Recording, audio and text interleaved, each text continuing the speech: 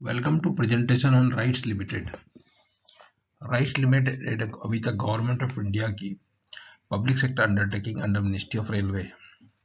तो इनके third quarter result आए 10 फरवरी को। उसके थर्ड क्वार्टर रिजल्ट बहुत अच्छे नहीं थे, जिसको लेकर जो है प्राइस को अभी आपको काफ़ी सस्ते भाव में ये शेयर अभी मिल रहा है। इसके बारे में चर्चा करते हैं डिटेल में और आपको जानकारी शेयर करते हैं। तो स्टार्ट करते हैं स्टैंडर्ड डिस्क्लेमर के साथ। Fact, figure, and opinion in the presentation video are based on information available in different agencies and public domain and published in good faith. Viewer in their own interest may like to cross-check and verify information from concerned source before making any financial commitment.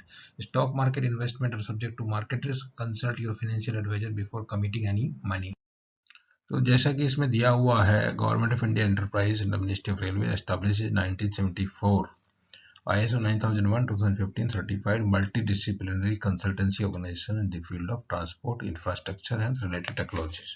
Organisation structure उसकी है दिया हुआ यहाँ पे, जो divisions हैं और division और SBU के फॉर्म में पूरा जो है ऑर्गेनाइजेशन सेटअप दिया हुआ है। बहुत क्लियर इसमें नहीं आया, कोई जानना उतना जरूरी नहीं है। जैसे रोल आपको खाली जानना जरूरी है कि ये कुछ ट्रांसपोर्ट, इंफ्रास्ट्रक्चर और रिलेटेड टेक्नोलॉजी फील्ड में काम करती है। कंसल्टिंग बेसिकली इनका मेन बिजनेस है।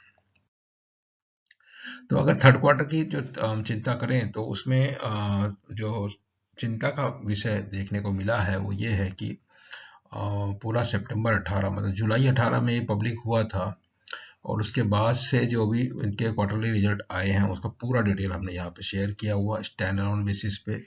और स्टैंड अलोन से कंसोलिडेट होने में थोड़ा सा मामूली अंतर आता है, बहुत ज़्यादा सब्सिडरी में बिजनेस नहीं है।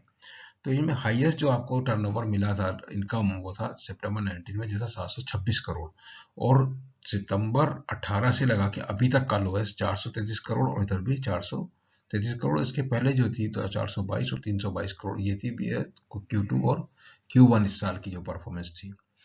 जब प्रॉफिट का देखते हैं तो प्रॉफिट भी अभी जो है जून 19 में 92 करोड़ था, और उसके मुकाबले अभी 98 करोड़ है, और जून 20 में 60 करोड़ था Q1 में, और Q2 में 130 करोड़ था। तो ये जो है परफॉर्मेंस जो आई है इसके बारे में बाजार को काफ़ी चिंता है। कई बार जो है मैनेजमेंट की इंटरव्यू, CMD की इंटरव्यू अलग अलग बिजनेस न्यूज़ चैनल पे आई है, उन्होंने क्लियर किया है कि इसमें कुछ ऐसा इशू नहीं है, दो रेस्ट्रिक्शंस के चलते परफॉर्मेंस पे असर हुआ है, मगर उतना भी जितना जो ये नंबर्स नज़र आ रहा है Q3 में उतना चिंता का विषय नहीं है। तो हम अगर इसको सेगमेंट वाइज अगर रिजल्ट को देखते हैं तो इस तरह का हमको समझ में आता है कि इसके जो सेगमेंट है मेन, तो एक सेगमेंट है कंसल्टिंग, उसको यहाँ पे दो पार्ट में दिखाया गया है, एक डोमेस्टिक है और एक है अब्रॉड। उसके अलावा एक इनका सेगमेंट है एक्सपोर्ट सेल, और एक सेगमेंट है लीजिंग, और एक सेगमेंट है टर्न की। तो मोटा मोटी ये 4 सेगमेंट है, consultancy, export, leasing and turnkey. तो उसमें अगर देखते हैं तो जो आपका FY20 का रिवेन्यू था वो था 1000 करोड़ था कंसल्टेंसी, और 966 करोड़ ये अब्रॉड का 1066 करोड़ जो है कंसल्टेंसी का था। एक्सपोर्ट 540 करोड़ था, लीजिंग 120 करोड़, और टर्न की प्रोजेक्ट 672 करोड़, मिला गया हुआ 2400 करोड़। 9 महीने का अगर देखते हैं पिछले साल का, तो पिछले साल के 9 महीने में 728 करोड़, इधर 45 करोड़ ये मिला दो, और 481 करोड़ एक्सपोर्ट है, और ये 89 है, और ये 502 है, टोटल हुआ 1848। अब क्या है ये इसमें 481 करोड़ वाला जो काम जो अभी बिल्कुल हुआ नहीं है, यही बार बार जो चेयरमैन या मैनेजमेंट की जो मीडिया से इंटरेक्शन हुई इसी में ये बताया कि हमारा 480 करोड़ का ये जो कारोबार है, ये एक्सपोर्ट का कंसाइनमेंट अभी फोर्थ क्वार्टर में आएगा, और कुछ हो सकता है इसका हिस्सा अगले Q1 में स्लिप हो जाए, मगर मोटा मोटी इतना जो है करीब 500 करोड़ के आसपास का एक्सपोर्ट जो है होने वाला है। तो वो Q4 में 500 करोड़ अगर इसके ऊपर जब आ जाएगा तो ये जो है टोटल फिगर जो आपकी इम्प्रूव हो जाएगी, और ये करीब अपना जो पिछले साल का टर्नओवर था उसके आसपास कहीं 2400-2300 इस रेंज में आ जाएगा, और उसी तरह से उसका प्रॉफिटेबिलिटी में भी इम्प्रूवमेंट, जो 343 करोड़ 9 महीने का है, तो पूरे साल की जो प्रॉफिटेबिलिटी में भी इम्प्रूवमेंट जो पिछले साल की थी उससे थोड़ा बहुत ही कम रहेगा, बहुत ज़्यादा डिफरेंस नहीं रहेगा। तो ये चीज़ इसमें मेन है कि अगर आप सीधे सीधे Q3 या Q1 या Q2 की परफॉर्मेंस देखते हैं तो उससे कुछ समझ में नहीं आता। अगर पिछले 9 महीने और इस साल के 9 महीने, पिछले फाइनेंशियल के 9 महीने वो देखते तो आपको ये एक डिफरेंस, शार्प जो चेंज है नजर आता है। और वो चेंज में काफी हिस्सा जो है फोर्थ क्वार्टर में आपका वो हो जाएगा। और इसी तरह से इसमें क्योंकि प्रॉफिट में कंट्रीब्यूशन नहीं है, क्योंकि उस डिवीजन के जो भी एक्सपोर्ट है उसमें एक्सपेंसेस तो बुक हो रहे हैं, 7.5 करोड़ एक्सपेंस बुक हो गया, कुछ भी नहीं है, तो इसलिए लॉस में इधर दिखाया कंट्रीब्यूशन जो इन टर्म्स ऑफ लॉस है। तो अभी वैसे इनका रिवेन्यू कहाँ कहाँ से आता है, अगर रिवेन्यू मिक्स देखते हैं अर्निंग का पिछले साल का फाइनेंशियल ईयर का, तो उसमें जो है ये 26% कंसल्टिंग फीस से आया है, 14% इंस्पेक्शन फीस से, क्यूए इनका एक डिवीजन होता है, उसके अलावा लीजिंग से आया करीब 5%, एक्सपोर्ट सेल से 20% और टर्न की कंस्ट्रक्शन प्रोजेक्ट 25%, अदर इनकम 10%। ये है इनका अर्निंग का हिसाब किताब। और अगर स्पेंडिंग की हिसाब लगाते हैं तो स्टाफ कॉस्ट 28% है, ट्रेवल 3% और उसके बाद सप्लाईज एंड सर्विसेज ये 42%, cost of export purchase 19%, finance cost 2%, depreciation amortisation और अदर एक्सपेंस। इस तरह से है ये लो क्या बोलते हैं, ऑलमोस्ट डेट फ्री कंपनी है, थोड़ा मामूली कुछ डेट है तो इंटरेस्ट और कॉस्ट, इसलिए एकदम छोटा सा एक अमाउंट आपको नजर आ रहा है। पिछले 5 फाइनेंशियल ईयर का देखते हैं तो लगातार जो है परफॉर्मेंस में सुधार देखने को मिला। नेटवर्थ बराबर बढ़ रहा है, प्रॉफिट बिफोर टैक्स हो या प्रॉफिट आफ्टर टैक्स हो, दोनों भी है लगातार बढ़ते गए। 400 ये 16-17 में डाउन था, 17-18 में भी उसी आसपास ये था, जबकि ये मतलब स्टैग्नेंट आप बोल सकते हैं, क्योंकि कुछ इनका पैसा फंसा हुआ था जो नहीं मिला, फिर बाद में वो 18-19 में मिला था, तो वो उसमें जो है एकदम एक जंप देखने को मिला। तो यहाँ पे 670 करोड़ से 823 करोड़ इसमें जो है प्रॉफिट बिफोर टैक्स है, और प्रॉफिट आफ्टर टैक्स है 596 करोड़। लगातार डिविडेंड देती कंपनी, जब 15-16 में 77% था, जो 330% तक जो डिविडेंड इन्होंने दिया है 19-20 में।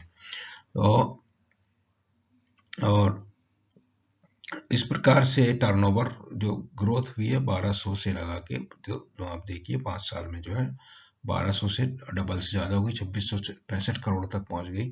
तो जो कंपनी 5 साल में टर्नओवर डबल हो रही है और प्रॉफिट जो है उसी हिसाब से थोड़ा सा यहाँ पे फर्क पड़ा है, मगर आगे तो बहुत अच्छी ग्रोथ है। और इसी तरह से शेयर प्राइस परफॉर्मेंस भी आईपीओ के बाद देखने को नजर आया है। तो अभी जो Q3 के रिजल्ट है उनको अगर देखा जाए तो क्वार्टरली तो जो है आपको लगता है on road to recovery, because Q1 Q2 Q3 से काफी इंप्रूवमेंट देखने को मिला है। मगर वाई ओ वाई अगर देखते हैं उसको, तो वाई ओ वाई रिजल्ट जो अच्छा नहीं। मार्केट प्राइस का रिस्पांस, शेयर प्राइस का रिस्पांस मार्केट में इसलिए था कि इसके पहले जो Q3 रिजल्ट खराब आने वाले थे, उसके पहले जो है गवर्नमेंट का एक मैंडेट आया, तो इनको एक ओएफएस करना था, ओएफएस हो गया है। और उसके अलावा एक इनको क्या करना था, ओएफएस नहीं करना, सॉरी, बाई बैक करना था, बाई बैक कर दिया। और उसके अलावा 5 रुपया पर शेयर डिविडेंड पे कर दिया 30 दिसंबर को। तो वो सब चीजें जो है बहुत इन्वेस्टर फ्रेंडली कंपनी, पिछले साल बहुत अच्छा डिविडेंड दिया है, और फोर्थ क्वार्टर में अगर अच्छा रिजल्ट आएगा तो बाकी का फोर्थ क्वार्टर में बहुत अच्छा डिविडेंड भी देखने को मिल सकता है। दूसरा क्या है, जो बाकी रेलवे की जो पीएसयू हैं उनके शेयर प्राइस में कुछ, जैसे आईआरसीटीसी में बहुत अच्छा भाव देखने को मिलता है, वो चीज राइट्स में ऐसा नहीं मिलता, क्योंकि इसमें के जो कोई मर्की नेम एसोसिएटेड है नहीं, इंस्टीट्यूशनल शेयर होल्डर के नाम पे एलआईसी और एचडीएफसी का इन्वेस्टमेंट इसमें है, जो शेयर होल्डिंग बटन में आपको सामने में नजर आएगा। जो थर्ड क्वार्टर का रिजल्ट है कंसोलिडेटेड स्टैंडअलोन, ये सब डाउन है, तो इसमें ऐसा कुछ आपको एनकरेजिंग पार्ट मिलेगा नहीं।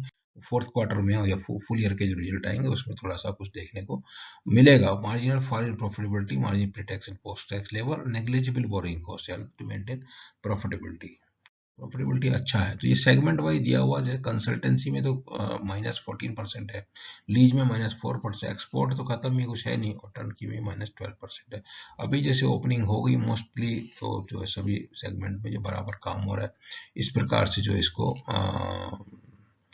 जो अभी पॉजिटिव सरप्राइज मिलेंगे तो वो प्राइस में रिफ्लेक्ट करेंगे, ऐसा मान के चलते हैं। दूसरा क्या है कि जो गवर्नमेंट के इनिशिएटिव हैं, जो ये कंपनी कंसल्टिंग फील्ड में हैं, इनको गवर्नमेंट से बहुत सारा ऑर्डर मिलता है। और जो क्योंकि अभी ट्रांसपोर्ट सेक्टर में बहुत सारी नई infrastructure project, national infra pipeline 1925 central government की स्कीम है, उसके अंदर सबसे ज़्यादा जो है आप देख रहे हैं यहाँ पे 3697 प्रोजेक्ट जो है वर्थ 748 बिलियन डॉलर, ये ट्रांसपोर्ट सेक्टर में, वाटर सैनिटेशन में, social infra, commercial infra, energy sector में भी राइट्स का है, बिजनेस है, लॉजिस्टिक। तो ये सारे जो सेक्टर में जो काम करते हैं, उन सेक्टर में ये जो इसके रूप में नेशनल इंफ्रा पाइपलाइन के रूप में काफ़ी बड़े काम इनको अभी आने वाले सरकार की तरफ से मिलने की उम्मीद रहेगी, क्योंकि उस तरह के रिलायबल प्लेयर सरकार को आसानी से नहीं मिलते, और इनका सरकारी होने का फायदा, उसमें एडवांटेज मिलेगा। दूसरा है नेशनल रेल प्लान 2020-2030। इसमें क्या होता है कि जो 2030 के लिए रेलवे ने, इंडियन रेलवे ने कोई एक प्लान बनाया है, जिसमें टारगेट ये किया गया है कि 2024 तक कुछ हम क्रिटिकल एलिमेंट जो है काम करने हैं, वो हम काम कर लेंगे, और 2030 का जो है हमारा जो शेयर है, फ्रेट मार्केट का शेयर 27%, जो घटते घटते 27% आ गया, वो जो है हमें 45% तक जो है रिकवर कर लेंगे। और उसके साथ साथ हम जो फ्रेट ट्रेन की एवरेज स्पीड जो 22 किलोमीटर जो अभी है, उसको 50 किलोमीटर पर आवर तक ले जाएंगे। और दूसरी एक और इसमें टारगेट है कि 30% जो है ओवरऑल कॉस्ट रिडक्शन होगा, क्योंकि स्पीड बढ़ेगी तो उसमें क्या है, आपका मैन पावर और जो लाइन कैपेसिटी, उसका फायदा होता है, तो आपका फाइनली कॉस्ट सेविंग होगा। इसमें क्या है खास, विजन 2024 में जो काम पहले और एडवांस तरीके से किए जा रहे हैं, उसमें 100% इलेक्ट्रिफिकेशन, मल्टी ट्रैकिंग और कंजेस्टेड रूट, जहाँ पे तीसरी लाइन चौथी लाइन का काम होता है, पहले डबलिंग होता है, फिर तीसरी लाइन डाली जाती है, चौथी लाइन डाली जाती है। और अपग्रेडेशन ऑफ स्पीड 160 है दिल्ली हावड़ा रूट और दिल्ली मुंबई रूट में, जो अभी 130 है, अब 120 पे आपकी राजधानी चलती है, और जो है बाकी अपग्रेडेशन स्पीड 130 और गोल्डन क्वाड्रिलेटरल, गोल्डन डायगोनल।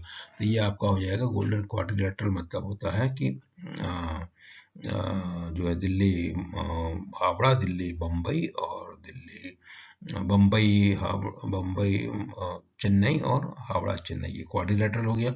और डायगोनल हो गया बम्बई दिल्ली मद्रास, और जो है बम्बई कैलकाटा। तो इस तरीके से है उनमें ये जो है लेवल क्रॉसिंग वगैरह हटाना, इस तरह की ये स्कीम इसके प्रोग्राम में होगा। तो उसके लिए काफ़ी वर्क होते हैं, वो वर्क में जो है कुछ कंसल्टिंग एलिमेंट रहते हैं और कुछ जो है टर्नकी एलिमेंट रहते हैं, वो जो है राइट्स को उसका काफ़ी बेनिफिट। तो राइट्स की स्ट्रॉन्ग ऑर्डर बुक है, जो क्वार्टर 3 के जो रिजल्ट आए हैं उसके बाद वो 6534 करोड़ की जो ऑर्डर बुक इनकी थी, उसमें जो कंस्टिट्यूएंट हैं उस ऑर्डर बुक के, वो 2503 करोड़ कंसल्टेंसी में, 1424 crore export, lease 126 crore, turn की 2411 करोड़, आरईएमसी 70 करोड़। इस प्रकार का जो है इसका ब्रेकअप है। तो टर्न की कंसल्टिंग जो है 38% करीब होती है, टर्न की 37% होती है, और एक्सपोर्ट जो है 22%, आरईएमसी 1%, इस तरह का है। तो ये है अभी भी जो है कुछ ऑर्डर एग्जीक्यूट हो जा रहे हैं, तो उससे ऑर्डर बुक घटती है, और कुछ जो है ऑर्डर जो है एग्जीक्यूट नहीं आ रहे हैं, तो उसमें जो है ऑर्डर बुक जो है बढ़ती है। करीब कंसल्टिंग का 38% करीब रहता है, एक्सपोर्ट 22%, रन की 37%, इस प्रकार का ऑर्डर बुक का ब्रेकअप दिया हुआ है। और शेयर होल्डिंग का जहां तक सवाल है, प्रीमियम ऑफ इंडिया 72.2% है आफ्टर दिस बाईबैक। ये जो है LIC 8.15%, HDFC ट्रस्टी 2.96 और PNB 1.04%, इस तरह की शेयर होल्डिंग है। और जो उसमें जो क्योंकि government of India, president of India की है, उसमें प्लेस कुछ नहीं है। डोमेस्टिक इंस्टीट्यूशनल इन्वेस्टर 16% है, और MF जो है वो 4.6% है। ये इस तरह की टिपिकल टाइप की है।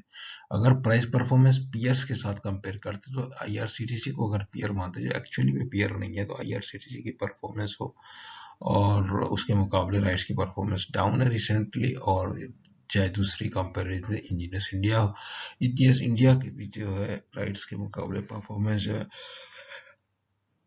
फिलहाल डाउन है। उसमें मेजर रीजन क्या है, मेजर रीजन वही है कि जो इनका अभी थर्ड क्वार्टर का रिजल्ट का मार्केट में जो सेंटीमेंट एकदम डाउन हो गया था, उसी वजह से ये प्राइस दिख रहा है। 2-4 दिन पहले का था जब 240 पे भाव था, अभी वो इम्प्रूव होकर 270 के आसपास तक पहुंच गया है। तो ये जो है इनका लिस्टिंग से अभी तक का जो समय का जो ग्राफ था, प्राइस चार्ट की यहाँ पे हमने दिखाया हुआ है। 2 जुलाई 18 को लिस्टिंग हुई, उसके बाद उसके पहले आईपीओ प्राइस था 80 180 से 185 के भाव में और काफ़ी अच्छा ओवर सब्सक्राइब हुआ था। फिर उसके बाद एक 4 पे एक बोनस दिया गया 8 अगस्त को, उसके बाद में कुछ बाईबैक किया गया तो नंबर ऑफ शेयर रिड्यूस हो गई। तो इस प्रकार से प्राइस परफॉर्मेंस है जो 180-85 रुपए के भाव में दिया था, अभी जो भी मिलता है 270-240 के बीच में, तो है बड़ा अच्छा, पॉजिटिव है, बहुत बढ़िया इसका कंपनी का परफॉर्मेंस है और उसमें निवेश करने से अच्छा फायदा होने की उम्मीद जो है रखते हैं। तो ये जानकारी थी राइट्स के बारे में, शेयर किया गया वीडियो में। आपको पसंद आया तो वीडियो को लाइक कीजिए, चैनल को सब्सक्राइब कीजिए और हमारा ट्विटर हैंडल BSRC2 विजिट करते रहिए। वहाँ पे आपको सभी वीडियो मिलेगा, सभी संबंधित जानकारी मिलेगा। Thank you very much.